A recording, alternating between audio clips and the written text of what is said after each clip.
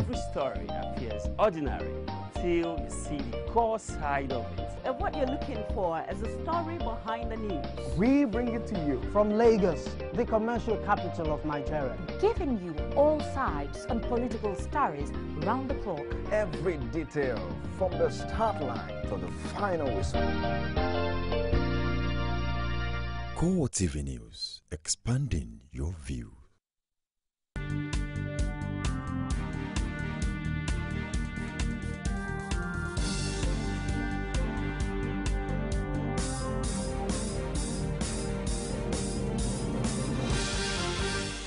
Hello, thank you for joining us on CoreTV News at prime time. I am Frank Omalapeh. Our top stories tonight. President Muhammadu Buhari has charged the Federal Ministry of Health to sustain the current level of vigilance, especially in the fight against Ebola virus.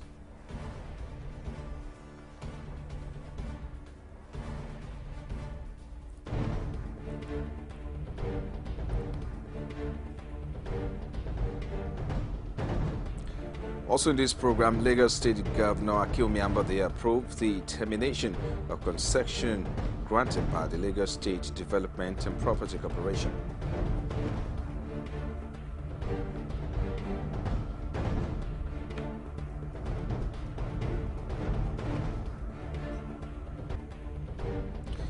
And CoreTV News remembers Stella Ameyo Adadevo for her service in preventing the spread of Ebola virus.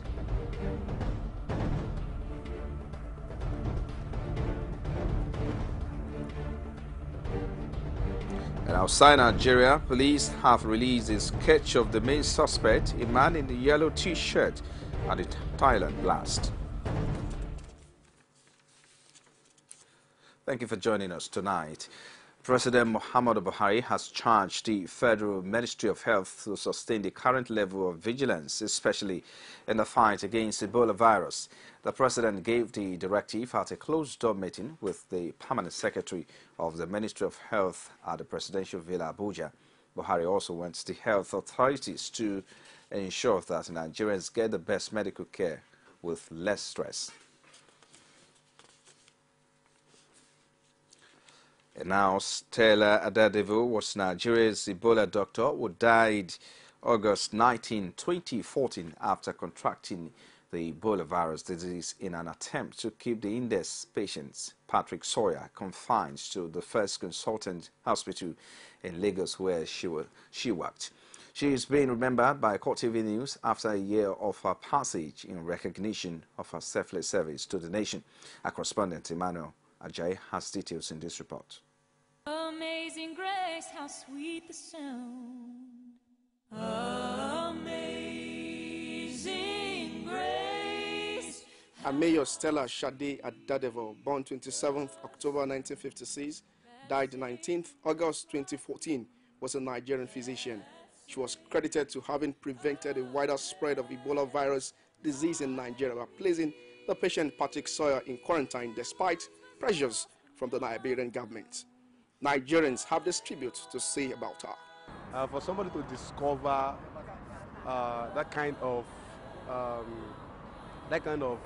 disease, I'll see such a person as a professional, than somebody that is fervent at her work.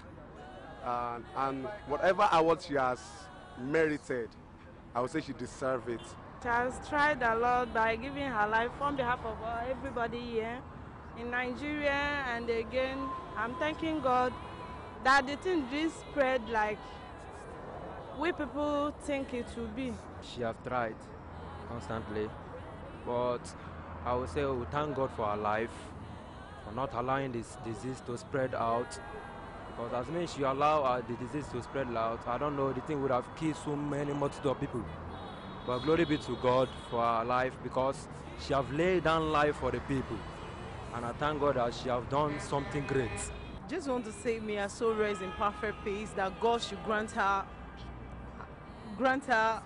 internal rest, and the family. I know they would have forgotten, though it's not easy, but the family, God should just give them peace of mind about it. And she has done a great job. She has done a good thing for us in Nigeria that is not being spread around. The Heavenly Father should just continue to give the family peaceful mind. She's a great woman, because if it is not because of her, maybe the Ebola must have spread to all, every corner of this nation. But we thank God for laying her life for us. She has done great things, and the government of this nation will continually remembering her for great work she has done. And in the field of public health and the Ministry of Health, also I think they should give her kudos for what she has done. She has really tried. Shade Adadevo died in the afternoon of 19th August 2014. She has been posthumously praised for preventing the Nigerian index case from leaving the hospital at the time of the diagnosis, thereby playing a key role in curbing the spread of the virus in Nigeria. She indeed laid down her life to save millions of people. She came like a shining flower in the morning. She died in her prime time, all in the name for her love for our country. There's a special tribute to Dr. Stella Ameyo Adadevo. May your gentle soul rest in perfect peace. From all of us, from CoreTV News, we say, Stella lives on. Should definitely be remembered for life, leaving a footmark on the sands of time. Away from there now, Chief of the Air Staff, Marshal Sadiq Abubakar, has assured Nigerians that the Air Force will soon develop weapons and logistic materials that will help put an end to insurgency in the country. Marshal Abubakar spoke with journalists on the sidelines of the 44th convocation ceremony of the Air Force Institute of Technology in Kaduna. He also charged officers and men of the Air Force Institute of Technology to embark on research that will produce modern-day welfare equipment. Our correspondent, Hamida Nebi, has details in this report presented from our studios. Well, we'll apologize for bringing you that report in our subsequent bulletins. The Nigerian Army has disapproved claims of an alleged massacre of civilians in Kukua, Gari, Yobe State. Local and international news reports citing eyewitness account, which has said about 150 people were either killed or drowned in an attempt to escape from Boko Haram insurgents. But the army insists through a Twitter handle that it was a fabricated story that cannot be substantiated. Meanwhile, Nigerian troops on Tuesday evening engaged insurgents in a gun battle in Goza. The army said in a statement that the terrorists were fleeing area bombardments in Sambisa forest in 7 pickup vans and motorcycle when the soldiers engaged them.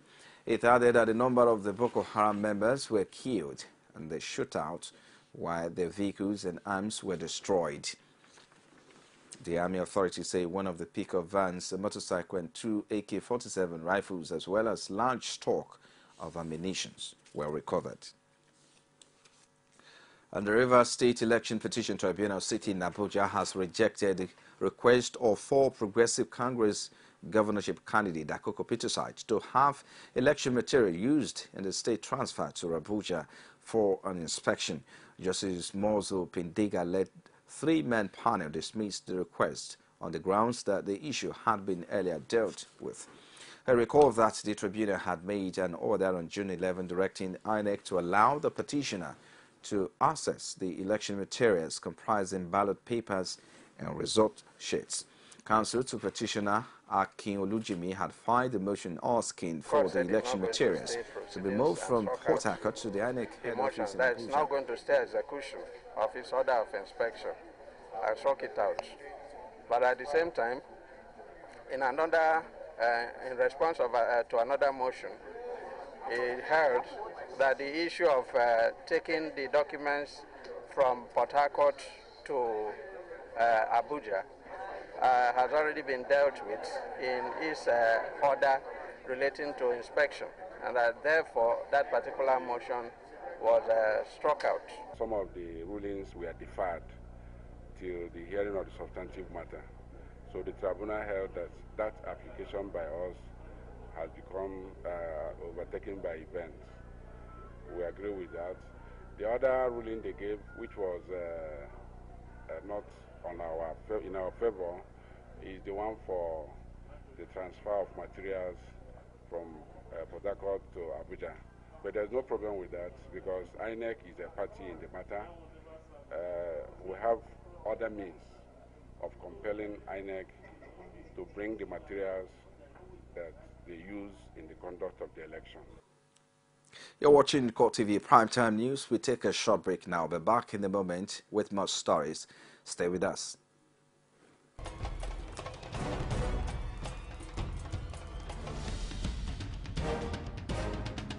This is what the people are saying.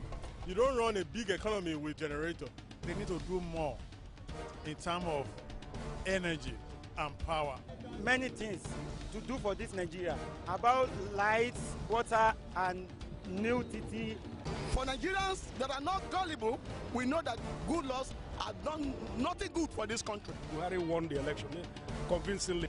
Talk to our husband that you should keep promise about what you said, and because people are watching you, you know, another election is coming. Also, some people will stand for Yoruba land, will be strong man. We don't die. This nation is moving forward. The best is going to take place. The people giving voice to the voiceless. Some pundits believe that as long as the political system is driven by selected few, corruption may be difficult to fight. You should be careful about what you say. I am not the only politician. Even if I've wronged anyone, it's time to forgive me. Please for Arena every Sunday at 9:15 p.m. and a repeat broadcast every Tuesday at 1:30 p.m.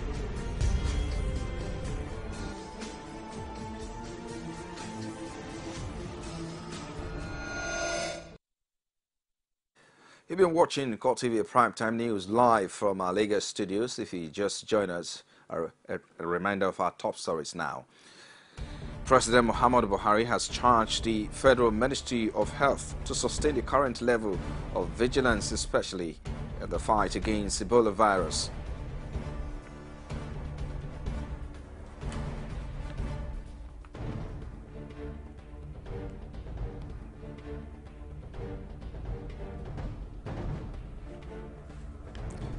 Lagos State Governor Kyomi Ambode approved the termination of concession granted by the Lagos State Development and Property Corporation.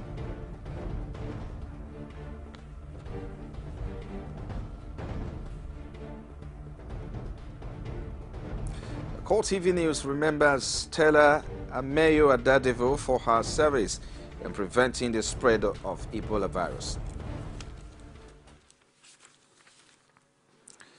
All our top stories can be found on our social media platforms, facebook.com/CoreTV News. You can also follow at CoreTV News NG. Also subscribe to our YouTube channel, youtube.com/CoreTV, leave a space, then news. And our United Nations says about 5 million people are directly affected by the activities of insurgents in northeast Nigeria and are in need of humanitarian assistance. It added that at least 1.5 million persons have been displaced from their homes. To salvage the situation, the UN Deputy Humanitarian Coordinator, Mohammed Safieddine, says over $20 billion is required. He spoke at a press conference in commemoration of the 2015 World Humanitarian Day in Abuja. Today we have 37 countries going through natural disasters or man-made disasters. Regrettably, Nigeria is one of those 37 countries. While there are 1.5 million people displaced from their homes, more than 90% of these people are right now being cared for, being supported by their fellow Nigerians in the Northeast. It's a story of solidarity. It's a story of sharing resources among the Nigerians in the Northeast with each other. The National Coordinator of Odua People's Congress, Gani Adams, has called on all tiers of government and well-meaning individuals to pay more attention to the plight of the less privileged in the society. Adams made the call at this year's Nigerian Humanitarian Summit. Our correspondent Abiola Olowole has details. Statistics show that Nigeria is not immune from over 200 million people affected by natural and humanly caused disasters globally. Gani Adams says continual effort from government and relevant stakeholders in the area of infrastructure will assist in ameliorating the challenges of the less privileged in the society. What we are doing here is a signal to the individual and the government. We have to take care of our people who have problems during the war or crisis. There is no country, no matter how peaceful they are, there will be a certain time when we have crisis in their country, we know how to manage it. In his lecture titled Improving the Living Conditions of the Poor, Less Privileged and Physically Challenged During Crisis in Nigeria, Alfred Agrifine of North American University, Benin Republic, tasked the federal government to take a holistic approach at taking succor to the poor in the society. The World Humanitarian Day is set aside by the United Nations. Abating the rising poverty level globally remains a mystery for policy makers to provide solutions to. Abiola Oluwole, CoreTV News, Lagos. And now the federal government is to unveil policies targeted at enhancing investment opportunities for Nigerians in the diaspora. This is one of the activities lined up for the 2015 Diaspora Day celebration slated for August 25, 2015. Permanent Secretary in the Office of the Secretary to Government of the Federation, Ibukun Odunsote, made this known while briefing journalists on the Diaspora Day conference with the theme Diaspora and Nigeria Change Agenda.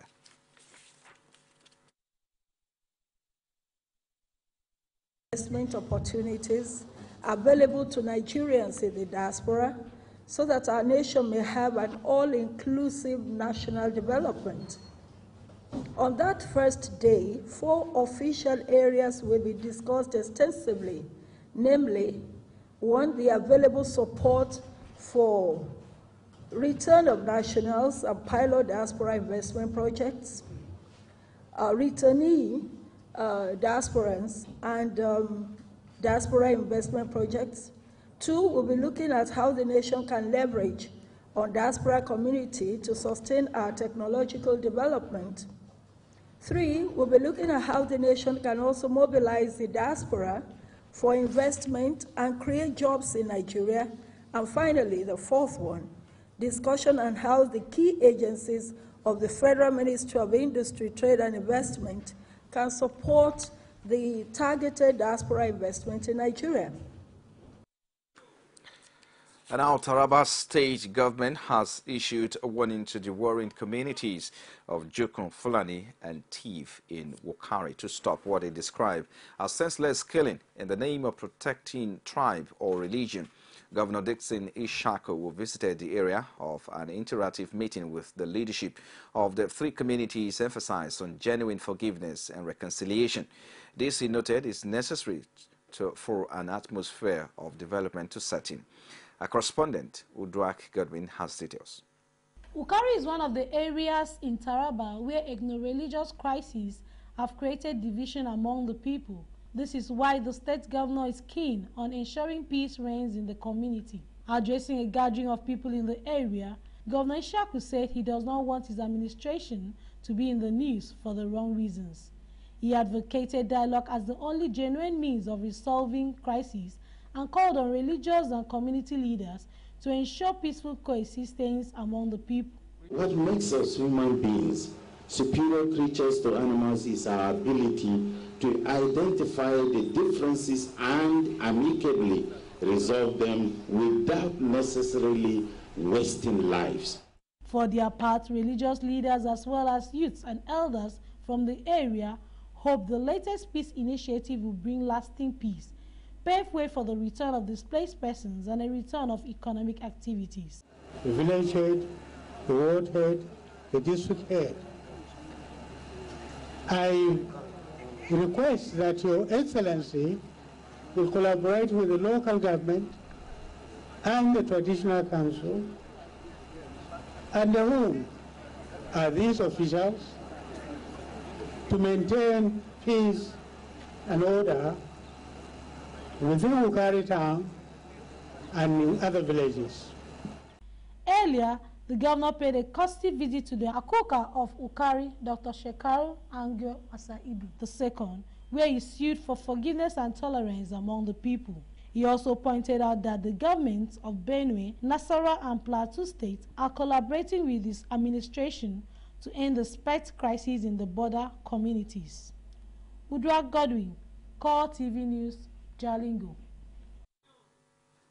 Away from there now to Kwara State, where the State Polytechnic and its environs have over the week experienced reenactment of the gory days of cultist activities, and no fewer than 7 lives were reportedly lost to the fracas between a cult group known as IA Fraternity and Aya Group. The police and the school management has been locked in word of words. Correspondent Rashid has the rest of the story. The leadership tussle between Aye and Aya Confraternity got to the peak during the build-up to the Students' Union election of Kwara State Polytechnic Ilorin, which no doubt has broken the peace enjoyed in recent times. No fewer than 7 cultists have been reportedly dead, with the first death recorded in the school. Since then, it's been attacks and counterattacks, while the police is also on arrest spree of suspected cultists. The police stressed that more than 40 suspects has been arrested for cultism and other related offences. We discovered that was a court matter, crisis between courts. So we now started our investigation, and in the course of investigation, some people were arrested, and we've arrested in totality about 43 suspects were arrested, and yesterday 14 of them that has proven case to answer were charged to court, and today again 12 have been charged to court, and we are continuing with our investigation and arrest. But as of now, CAM has returned to the area. While reacting to the arrest of suspects and strike of the cultists in the school, the institution management denies any death and clash of cult groups on campus, either during examinations or screening exercise ahead of the Students' Union election. We wish to tell the general public and the media that it is not true that there was a cult clash on our campus. The 2015-2016 Student Union government election screening exercise was successful and was witnessed by the security agents, the SSS, the police, the civil defense, and a copy of the result of the screening exercise was copied to all security agents. The exercise ended peacefully. The institution's students' leadership also supports the claim of the management. Firstly, I just want to react to the rumors going on town, because nothing of such happened in my campus, like death of students. We never witnessed any death of our students. Because as the president of the student union government, I can gladly say I can identify all my students. I know if any of them as 4 victims. I will never in any way come and hide under any umbrella not to disclose if anything of such happened. While the school management denies any mishap on campus, the school has been shut down, while the Students' Union government election has been put on hold, thus creating more puzzles than the eyes can meet. Rashid, CoreTV News, Ilorin. And now the governor of Plateau State, Simon Lalong, has reiterated his desire to recover all the looted funds from the state under the past administration. Lalong accused the former governor, Jonathan Jang, of deception by stating his government have left billions of naira for the new government, only to discover 93 million naira in the state government coffers. And now the investigation into the murder of the late Catholic priest Dennis Oswago in Owerri, the Imo State capital, has revealed that he is just one of the several cases. CoreTV News Imo correspondent Ajibade Officer, who has been following the story, has more in this package. While the police have vowed to ensure that the killers of the late Father Dennis Oswago do not go unpunished, many are skeptical. With this in mind, CoreTV News went to the State Police Command, where he met Andrew Ewerem, Police Public Relations Officer. For Ewerem, this is one case that will be pursued to its logical conclusion. He also expressed his worry over the sudden upsurge in the number of murder cases witnessed in the city and the state in the past few months, which he puts at 6. There was a killing at Orange Room. Also the killing at FMC premises. We cannot say that those crimes, of course, the police are not to be blamed. There are cases of murder. There are cases of murder which, in fact, nobody should be apportioned blame, but we should begin to look at what I may call a moral decay in society. As a moral decay, people seems to have no sacredness of human life. Again, no respect for human life. At every slightest provocation, they kill. He, however, says the police will rely on useful tips provided by members of the public in cracking the crime. What have gone is the extent the investigation has taken us. Incidentally, the priest was murdered on a bush path, not on a major road, and there were no security gadgets to monitor who and who that did the act. Police were not there at the time he was murdered. We are depending on intelligence from members of the public, having expanded our intelligence network to be able to get those who are behind the killing. We depend on the general public to give police information to be able to apprehend those behind the act. While the police continue to work towards solving the crime, the Catholic Church in the state has also joined the police with prayers to expose the killers of the late Reverend Father Dennis Oswago. Ajibade Awofeso, CoreTV News, Owerri. And away from there now, immediate past governor of Lagos State, Babatude Fashola, has stressed the need to conduct an accurate exercise in 2016 when the next national census is due. Fashola said this on Tuesday while addressing an audience at the public presentation of his 3 books in Lagos, noting that this is needful in order to ensure progress and achievement of desired goal in national development. He also expressed regret that in the life of the nation, her leaders have consistently failed to conduct an accurate head count. Fashola further advised that based on the fact that those who conducted the last head count in the country have owned up that the figures were falsified, the onus was now on the nation to ensure that next year's exercise will be the right for the nation to make progress. I think that we can fairly say that we have recorded an accurate data of the number of people that we are. And from the people who did our first census, who are now credited with owning up that the figures were falsified, the onus is upon us to get it right in 2016. I say this because data, in my view, is important. If the work of government is to provide service to people, its efficiency will be determined by its knowledge of how many people need service. And therefore, without accurate census figures, it may seem that we are not determined to head in the path of development. And our wife of Ekiti State Governor, Feyi Shiton-Fauci, has donated over 500,000 naira to settle the hospital bills of indigent patients at the state specialist hospital in Ikere-Ekiti. Fauci, who presented checks of 50,000 naira each to 10 patients and 40,000 and 10,000 to other 2, said the gesture was part of the Fauci's government to give qualitative health care to needy patients in the state. She promised that with the maximum support of her husband, more persons will benefit from the program. You're watching the CoreTV Primetime News. Still to come after the break, President Muhammadu Buhari has assured indigenous company operating in Nigeria's oil and gas sector of his full support. That's in business. Is it crazy or autocracy?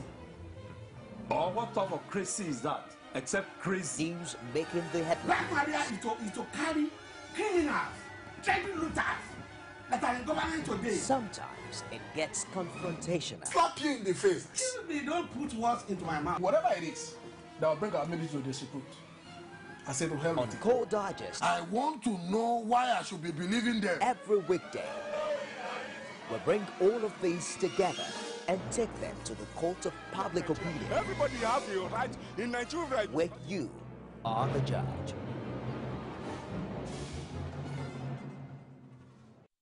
You can now watch CoreTV News live from anywhere in the world on our website www.coretvnews.com. Click on Live TV on our website and watch us live. And welcome to CoreTV Primetime Days. To follow us on Twitter, click on Twitter icon on our website. On Facebook, click on the Facebook and YouTube to see all our previous news production. You can also watch us live on YouTube. Click CoreTV, leave a space, then News. CoreTV News, our 24-hour news station.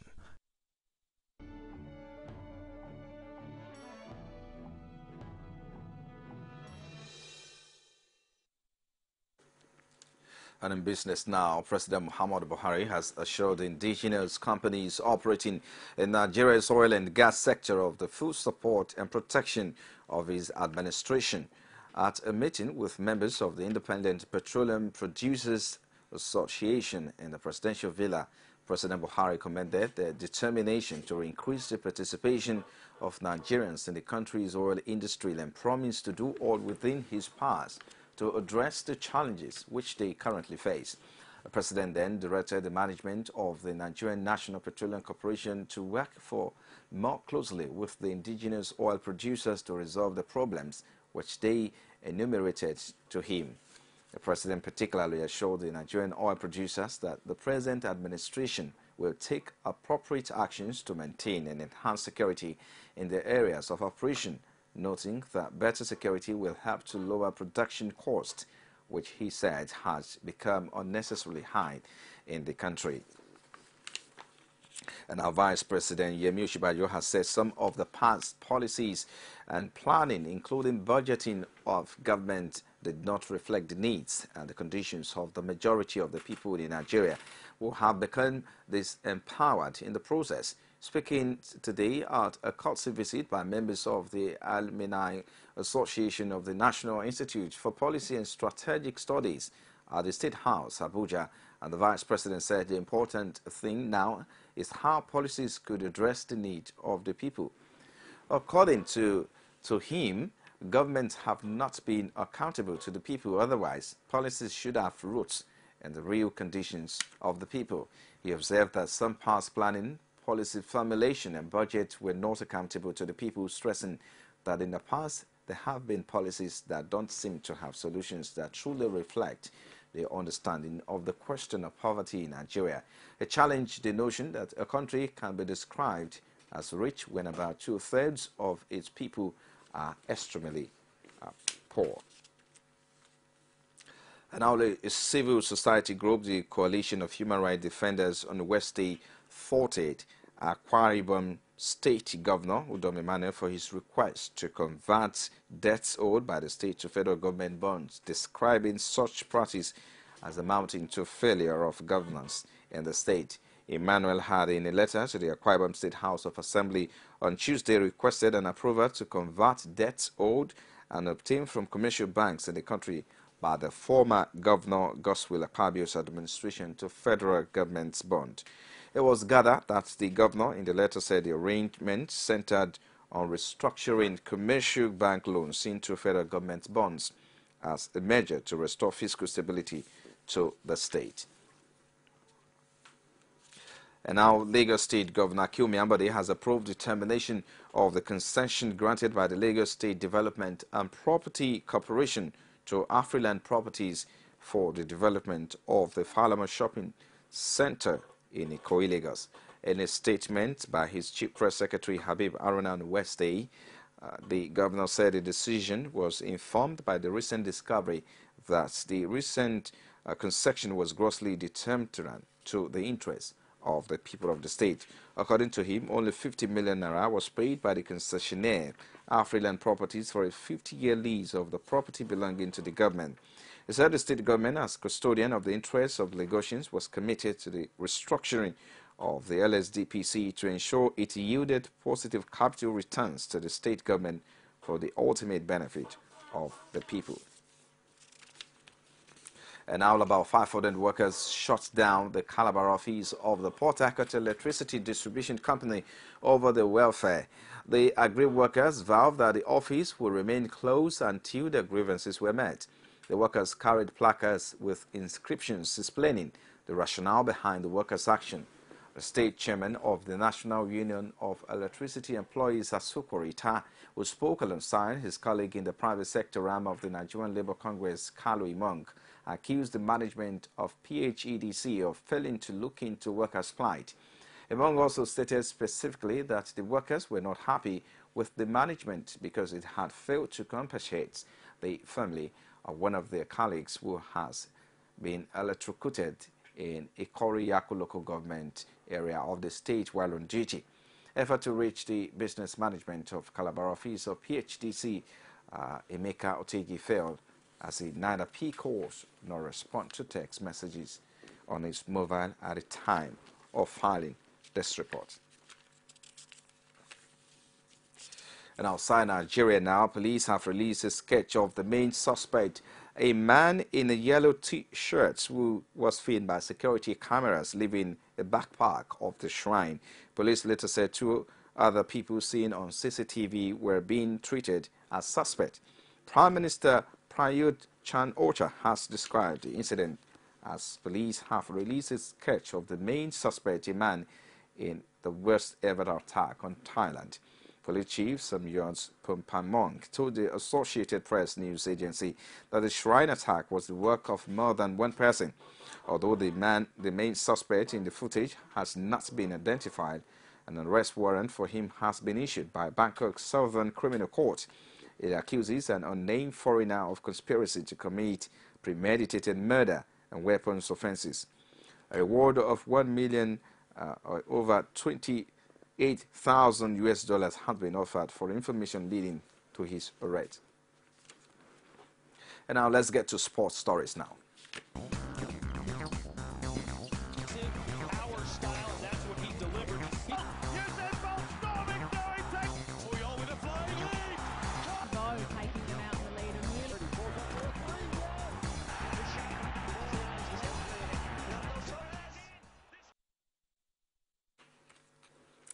And in sports tonight, the list of foreign players invited by Super Eagles handler Sunday Olise has had many Nigerians within and outside the football circuit buzzing.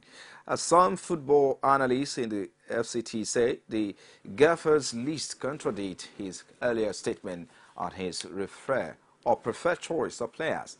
There are, however, others who express confidence in Olise's selection, especially the opportunity that has been given to relatively unknown players to excel. I knew that definitely it's not like he was going to come up with a fresh set of players. He was still going to make use of some of the people that Coach Stephen Keshi left behind. I'm not too shocked. But my only question is, why make statements you can't defend? You said you get players in credible leagues. Some Nigerians don't even know the name of the Slovakian league or the Danish league or the Norwegian league, but our players are there, perhaps rotting on the bench, perhaps playing, and they are there. And we are trying to promote homegrown talents. I personally feel so sad not to see Egbolahon Salami on that list, and I really don't know the explanation behind Odion Igalo's exemption from the list. He put up a great performance against Everton. He started the game 90 minutes against West Brom, the goalless draw. Imagine we had Anichebe on the bench, but we had a new lad who played for 90 minutes. I really don't understand what Coach Sunday Olise is trying to achieve here. And now camp prosecutors in Nicaragua say they have charged former Nicaraguan Football Federation Chief Julio Rocha with money laundering and corruption According to a report, Rocha was FIFA's development officers from 2012 and before that served on Nicaragua's Olympic Committee.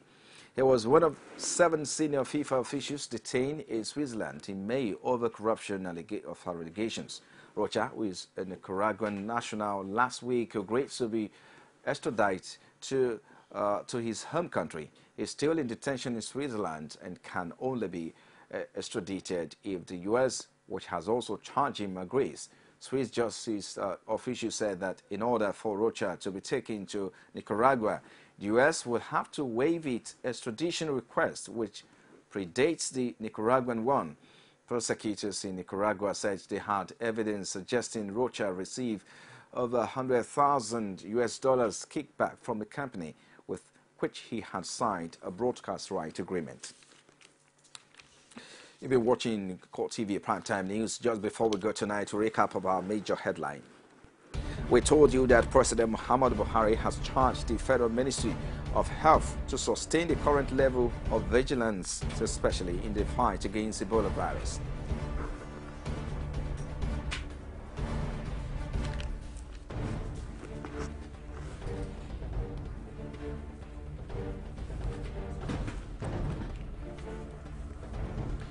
We also told you that Lagos State Governor Akinwumi Ambode approved the termination of concession granted by the Lagos State Development and Property Corporation.